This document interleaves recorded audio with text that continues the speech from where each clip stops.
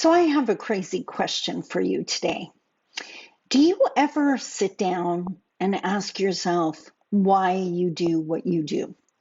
Why you behave the way you do, why you do the work you do, why you value the things you do, whatever the case may be. Do you ever ask yourself that question? I do all the time. And I think for activists or change agents or whatever you want to call us, influencers, that's something that comes up all the time because we put in a lot of emotional labor into our work. It is not easy work. We get challenged all the time. As the Truman quote says, we are most definitely in the arena, as Brene Brown loves to point out. So we get the shots from the cheap seats.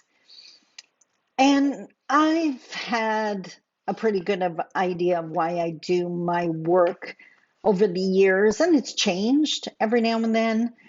Recently, I discovered yet another reason why I do my work, and it's incredibly personal. And if you've followed my channel for any length of time, the fact that I share an incredibly personal story on here should not surprise you. So I'm going to do it again. This is why I do the work I do, especially here on YouTube. Let's talk about it.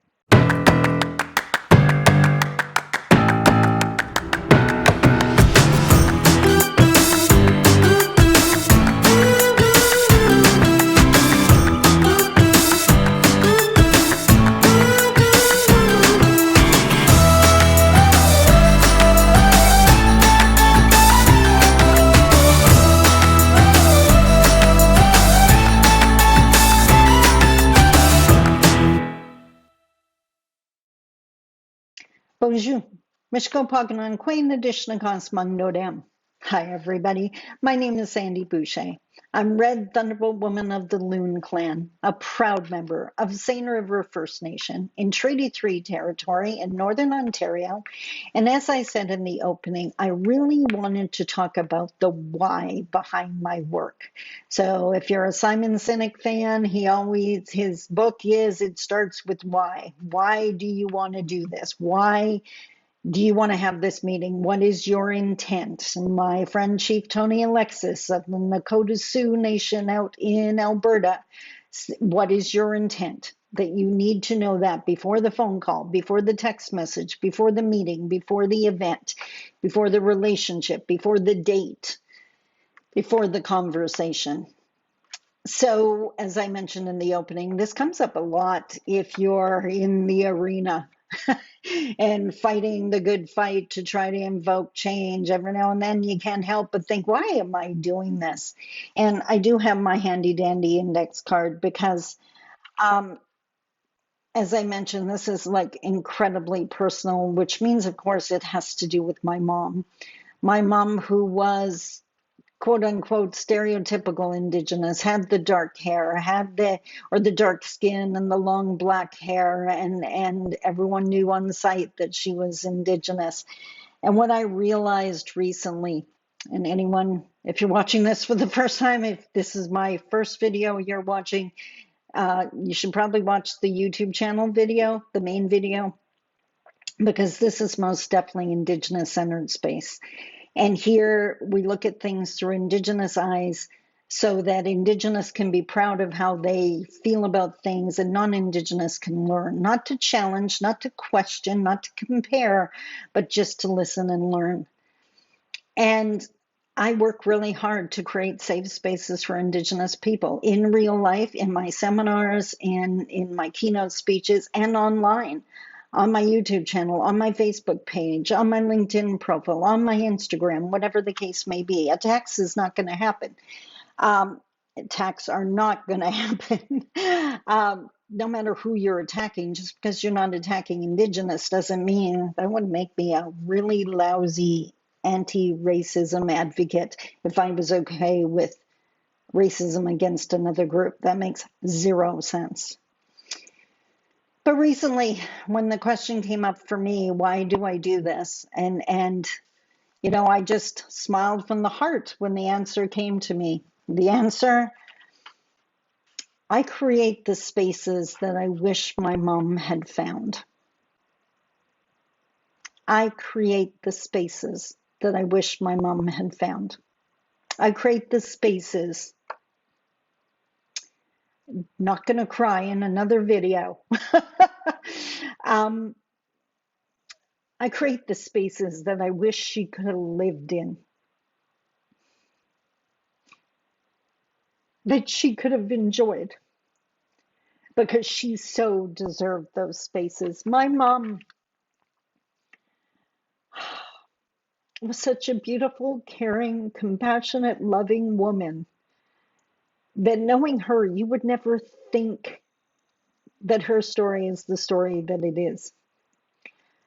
My grandfather didn't believe that women needed to be educated.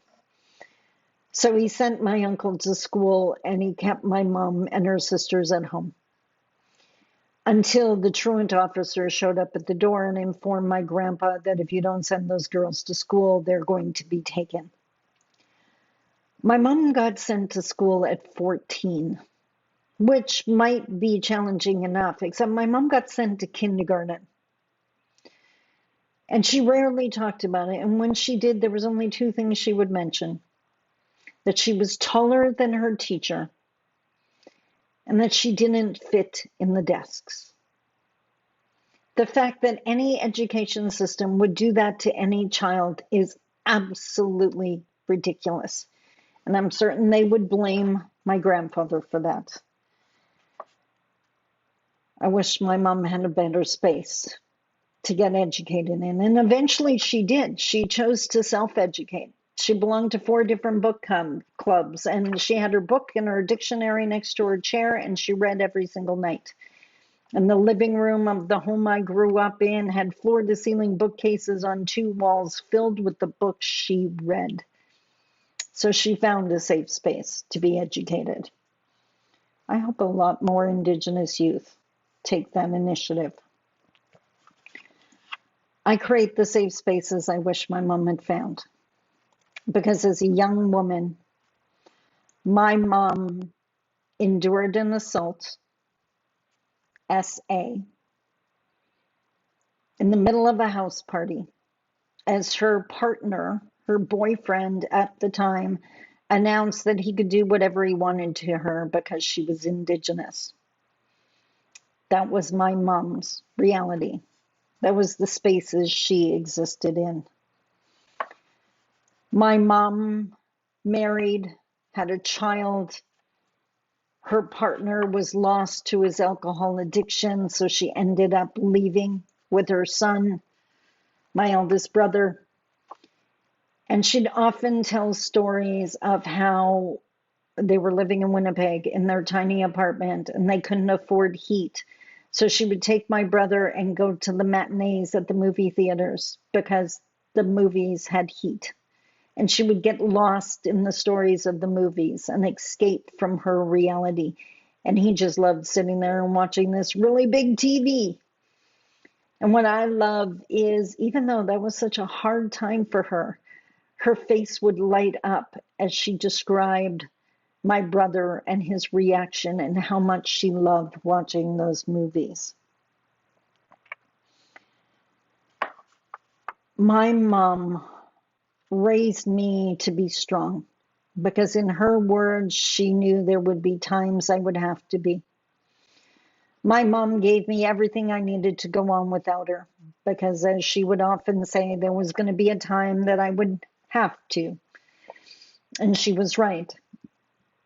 But what maybe she didn't realize was that she raised a daughter strong enough, strong-willed enough, determined enough, persistent enough, stubborn enough to create the spaces that she deserved to exist in.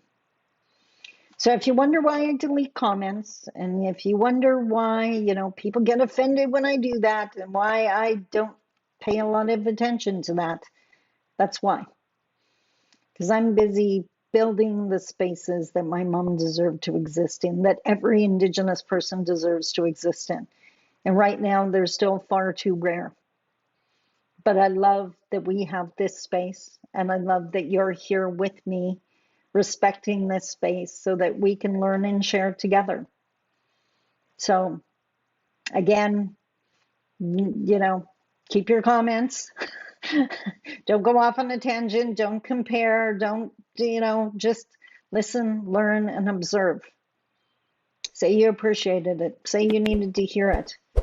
But don't focus on commenting. Focus on listening and learning. And I will see you tomorrow. I love you. Take care. Bye bye.